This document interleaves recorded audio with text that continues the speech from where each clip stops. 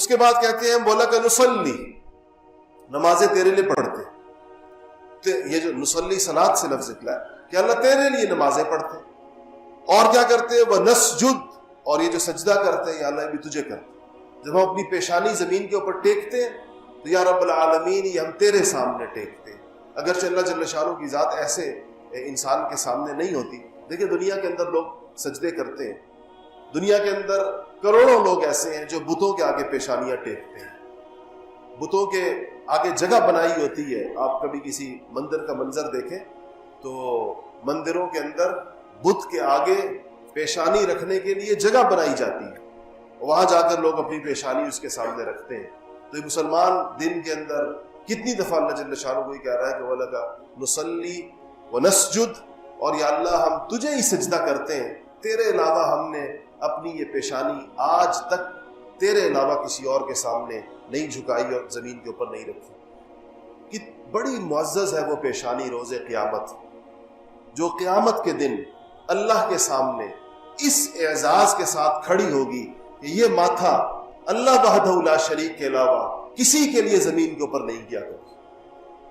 اگر یہ زمین پر کبھی گیا ہے اور ٹکا ہے تو صرف اللہ وحدہ لا شریک کے لیے ٹکا ہے. یہ پیشانی قیامت کے دن بڑی معزز ہوگی، اور وہ پیشانی کتنی رسوا ہوگی روز قیامت، جس کے اوپر یہ داغ لگا ہوا ہوگا کہ یہ پیشانی اللہ کے غیر کے لیے بھی زمین کے اوپر گئی ہے، اللہ کے علاوہ بھی کسی کے لیے یہ زمین کے اوپر گئی اور زمین کے اوپر ٹکی ہے، جہاں پر سوائے اللہ رب العزت کے کسی اور کے لیے نہیں رکھا جا سکتا، جس کو کسی بھی نیت اور کسی بھی ارادے سے، کسی بھی احترام اور کسی بھی تعظیم اور کسی بھی جذبے کے ساتھ یہ اللہ پاک نے اپنے لیے خاص کیا ہے کہ یہ پیشانی تم صرف میرے لیے زمین کے اوپر رکھو گے جب بھی رکھو.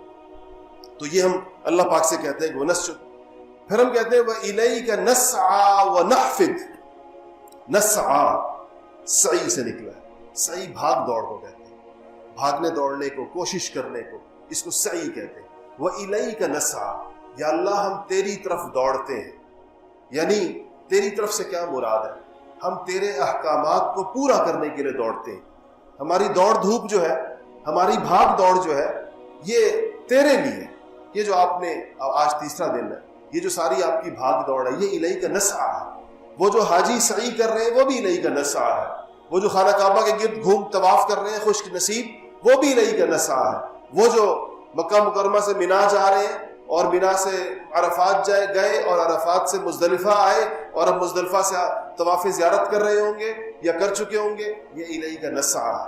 آپ یہ نماز کے لیے آئے ہیں اپنے گھروں سے چل کر، یہ الیک نسعی ہے. اور آپ نے قربانی کے جانور کے لیے گئے، خریدا، لائے، ذبح کرایا، گوشت تقسیم کیا، یہ الیک نسعی ہے. ہر وہ چلت پھرت، ہر وہ بھاگ دوڑ، چاہے وہ نماز کے لیے قدم ہو، چاہے وہ اللہ تعالیٰ کے کسی حکم کے لیے انسان کے اٹھتے ہوئے جو قدم ہے، اس کو نسعی کہیں گے کہ اللہ یہ تیرے لیے ہم یہ ساری بھاگ دوڑ کرتے ہیں. وَنَحْفِدْ. حفظ کہتے ہیں ان غلاموں کو یا ان لونڈیوں کو جو اپنے آقا کے بلانے کے اوپر بھاگتے ہوئے چلے آئیں. تو گویا ہم اللہ تعالیٰ سے کہہ رہے ہیں کہ یا اللہ ایک یعنی سعی اس قسم کی بھاگ دوڑ کہتے ہیں جو انسان خود سے کرتا ہے، اور نحفظ اس قسم کی بھاگ دوڑو کہیں گے جو کسی کے کہنے کے اوپر. یعنی دیکھیں دو فرق ہے نا، ایک ہے کہ آپ نے اپنے نوکر کو بلایا اور وہ بھاگتا ہوا چلا آیا آپ کی پکار کے نتیجے کے اندر، اس کو کہیں گے کہ وہ ایسے نوکر کو حفظ آ گیا. اور صحیح کیا ہوگی کہ آپ نے اس کو ایک کام دیا اور وہ اس کام کو کرتا پھر رہا ہے. آپ نے کہا بازار جاؤ، وہ بازار چلا گیا. آپ نے کہا بینک جاؤ، وہ بینک چلا گیا. آپ نے کہا دوسرے شہر جاؤ. تو یہ اس کی یہ جو بھاگ دوڑ ہے یہ بھی آپ کے کہنے پر ہو رہی ہے، لیکن اس کو ہم صحیح کہیں گے. اور جو آپ نے اپنی طرف بلایا کہ میری بات سنو، دیکھیں آپ نوکر کو بلائیں اپنی طرف اور وہ بھاگ جائے بازار، تو آپ اسے کہ جی آپ نے کل کہا تھا کہ بازار سے کچھ لے آنا، تو ابھی کہیں گے جب میں نے اپنی طرف بلایا تھا تو میرا پچھلا والا حکم جو ہے وہ کل عدم ہے، ابھی تم میری طرف آؤ جو میں تمہیں بلا رہا ہوں. اس کو کہیں گے نحفظ. کتنی عربی کے اندر باریکیاں ہوتی ہیں الفاظ کے اندر، جس کو میں نے عرض کیا نا کہ ہم سوچے سمجھے بغیر پڑھ رہے ہوتے ہیں اس کو. تو الیک نسعی، یا اللہ وَنَحْفِدُ، اور یا اللہ ہماری یعنی تیز تیز قدم اٹھا کر بھاگتے ہوئے تیری پکار کے اوپر آنا، یہ بھی ہم تیرے ساتھ رکھتے ہیں۔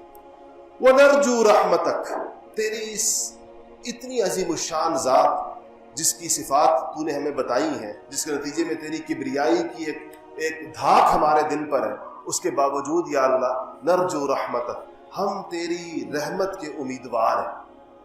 ہمیں روز محشر یہ آس ہے، یہ دلاسا ہے ہمیں انشاءاللہ کہ اللہ تیری شان رحیمی اس دن بھی چھا جائے گی ہمارے گناہوں کے اوپر، ہماری نافرمانیوں کے اوپر۔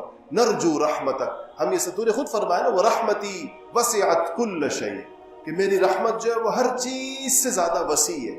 دنیا میں جو وسیع سے وسیع اور بڑی سے بڑی چیز ہو سکتی ہے، تو اللہ پاک آپ نے خود فرمایا کہ میری رحمت اس سے بھی زیادہ وسیع ہے، میری رحمت اس سے بھی زیادہ بڑی۔ تو نرجو رحمتک، نرجو کہتے ہیں امید رکھنے کو اور امیدوار ہونے کو اور ایک تسلی رکھنے کو، یا اللہ نرجو رحمتک۔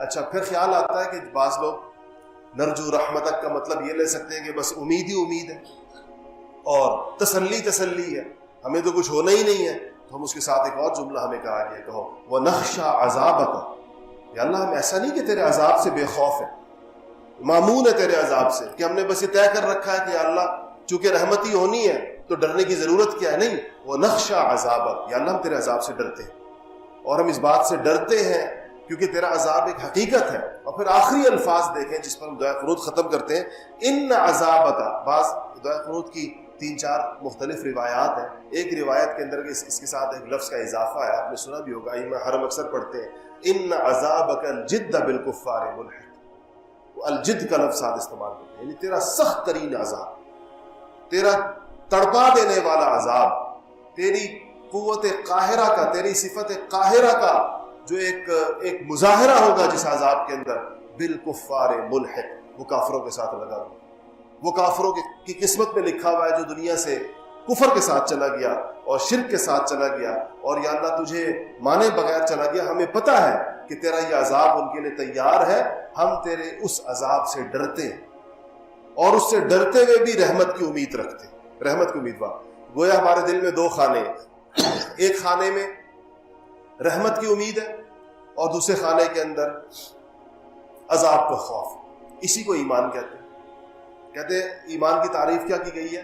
بین الخوف والرجا، یہ رجا، یہ نرجو، یہ ایک ہی لفظ ہے رجا، اور خوف تو خوف ہے ہی، خوف خشیت ایک ہی معنی ہے، نخشہ یا نخاف ایک ہی معنی ہے۔ تو کہا گیا کہ ایمان جو ہے بین الخوف والرجا ہے، یعنی ایک طرف سے خوف ہوتا ہے اللہ کے عذاب کا، دوسری طرف سے امید ہوتی ہے، اللہ جل شانہ کی رحمت کی امید ہوتی ہے۔ یہ اس کا ترجمہ ہے دعائے قنوت کا، جو ہم روزانہ، میں نے جس عرض کیا شروع کے اندر، ہم وتر کی نماز کے اندر اہمیت کے ساتھ اس کو پڑھتے ہیں۔ ہمیں اللہ تعالیٰ نے، رسول اللہ صلی اللہ علیہ وسلم نے پڑھ کے یہ بتایا کہ اس کی جگہ جو ہے وہ قیام کے اندر ہے اور ایک اضافی تکبیر کے ساتھ ہے، اور وتر کا ایک واجب حصہ ہے یہ۔ اگر آپ سے دعائے قنوت رہ جائے تو آپ کے اوپر سجدہ سہو واجب ہے، کیونکہ دعائے قنوت، وتر خود بھی اپنی جگہ واجب ہے، اس میں دعائے قنوت کا پڑھنا بھی واجب ہے۔ تو ان الفاظ کے اگر اس معنی کو ذہن کے اندر رکھتے ہوئے ہم روزانہ اس کو پڑھیں تو آپ سوچیں ہمیں عقیدے کی کتنی پختگی نصیب ہوگی، ہمیں کیسے ایک ہر روز یہ ایک تازگی ملے گی کہ ہماری امیدوں کا مرکز اللہ جل شانہ ہے، ہماری عبادتوں کا مرکز اللہ جل شانہ کی ذات ہے۔ اگر کچھ مانگنا ہے، اور یقیناً ہر آن ہر گھڑی کچھ نہ کچھ مانگنا ہے تو اللہ سے مانگنا ہے، سجدہ کرنا ہے، عبادت کرنا ہے تو اللہ جل شانہ ہی کرنی ہے، شکر کرنا ہے تو اللہ جل شانہ کرنا ہے، ناشکری سے بچنا ہے تو اللہ کی ناشکری سے بچنا ہے، شرک سے بچنا ہے، اور اللہ جل شانہ کی رحمتوں کی امید رکھنی ہے، اور اللہ جل شانہ کے عذاب کا خوف اپنے دل کے اندر رکھنا ہے۔ یہ ایک مختصر دعا کے اندر پورا ایک مسلمانوں کا عقیدہ اللہ جل شانہ نے اس کے اندر سمو دیا۔